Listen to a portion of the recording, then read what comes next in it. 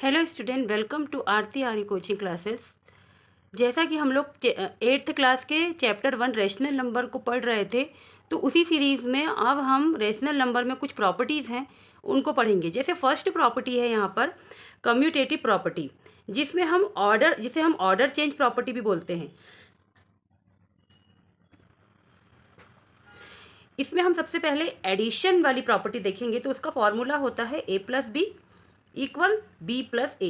यदि हम ऑर्डर को चेंज कर दें, जैसे पहले a+b था, उसके बाद b+a कर दें उसे, तब भी आंसर हमारा सेम रहता है। फॉर एग्जांपल, जैसे 1/2 + 3/4, यहाँ पर इक्वल में हमने लिख दिया 3/4 + 1/2, ऑर्डर चेंज कर दिया। अब हम देखेंगे कि आंसर कैसे हमारे सेम रहते हैं। यदि मैं इसका क्रॉस मल्टीप्लिकेशन से इसे सॉल्व करूँ, तो 4 1 जा 4 प्लस 3 2 जा 6 अपॉन में 4 2 जा 8 इक्वल 3 2 जा 6 प्लस 4 1 जा 4 अपॉन में 8।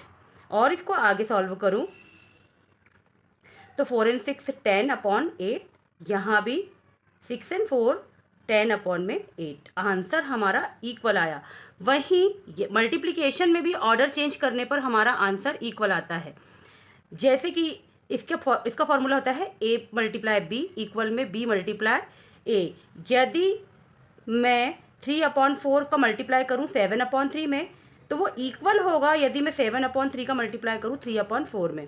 जैसे 7 3 जा 21 एंड 4 3 जा 12, सेम 7 3 जा 21 अपॉन में 4 3 जा 3 4 जा 12, आंसर सेम आया। इसे हम कम्यूटेटिव प्रॉपर्टी बोलते हैं, जिसमें ऑर्डर चेंज होने पर भी प्रॉपर्टी का जो आंसर है वो एकदम सेम रहता है।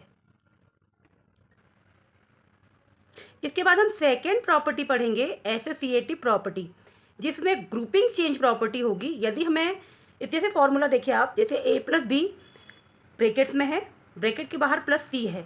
यदि वहीं मैं a को ब्रैकेट के बाहर लिख दूं और b और c को ब्रैकेट के अंदर लिख दूं, तब भी हमारे आंसर में चेंज नहीं आएगा। फॉर एग्जाम्पल 3/2 + 1/2 ब्रैकेट में है, प्लस 9/5 ब्रैकेट के बाहर है।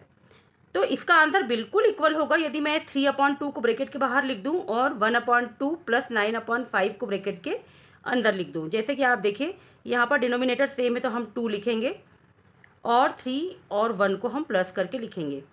यहाँ साथ में 9/5 चलेगा, सेम टू सेम यहाँ 3/2 चलेगा।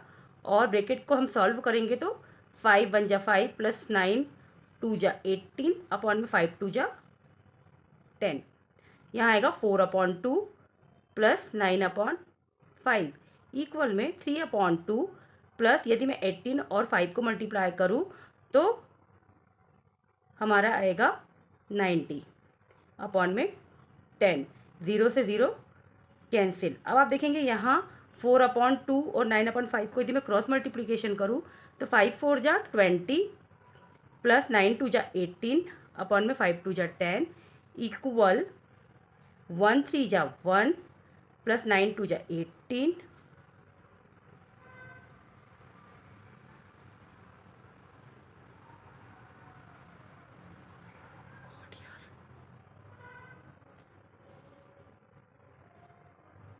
अपॉन में 2 1 जा 2। इसके आगे मैं यदि सॉल्व करूं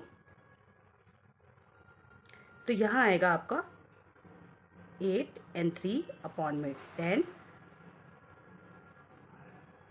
इक्वल में